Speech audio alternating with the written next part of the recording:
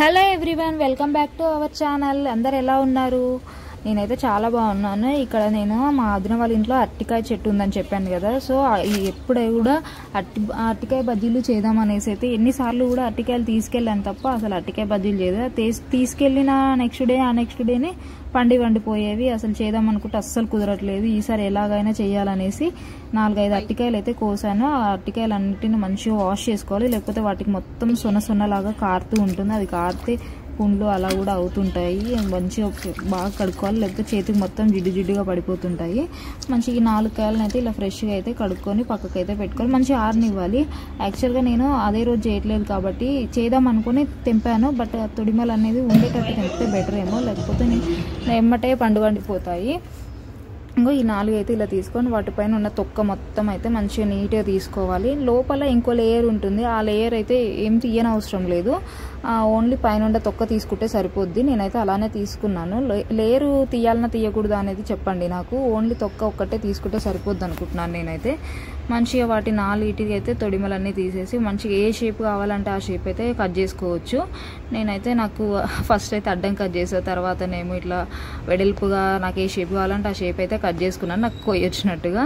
వీటిని అన్నిటిని మంచిగా వాటర్లో వేసుకోవాలి, లేకపోతే ఎమ్మటే బ్లాక్ కలర్లో నల్లగా అయిపోతూ ఉంటాయి. అందుకని వాటర్లో వేసుకున్నాను.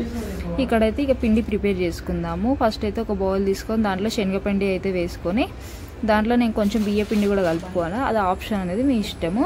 ఇంకా తర్వాత ఒక స్పూన్ అయితే కారము, ఇంకో స్పూన్ అయితే ఉప్పు వేసుకున్నాను. తర్వాత కొన్ని వాటర్ వేసేసి ఇంకా పిండి అయితే కలుపుకుంటున్నాను. నేను ఇదే ఫస్ట్ టైం అనమాట అరటికాయ బజ్జీలు. అసలు ఏ బజ్జీలు కూడా చేయలేదు, ఇదే ఫస్ట్ టైం శనగపిండితో చేయడము.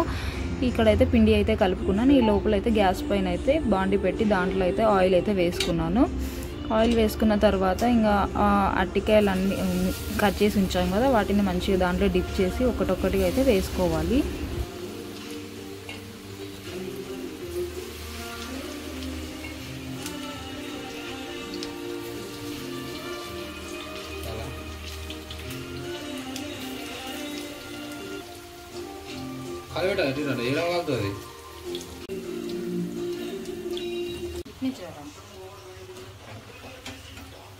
చూసారా ఎంత కలర్ఫుల్గా ఉన్నాయో. నాకు సరిగ్గా డిప్ చేసి వేయడం రావట్లేదు, కరెక్ట్ షేప్ కూడా.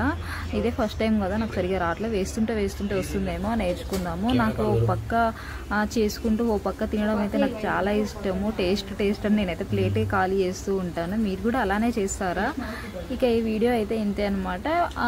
అరటికాయ బజ్జీల గురించి చెప్పడం మర్చిపోయి, టేస్ట్ మాత్రం చాలా బాగున్నాయి, నాకైతే నచ్చాయి. మళ్ళీ తినాలనిపించింది. అప్పటికప్పుడే అయిపోయింది ఆ ప్లేట్ అయితే. ఈ వీడియో ఇంతే అనమాట. బాయ్.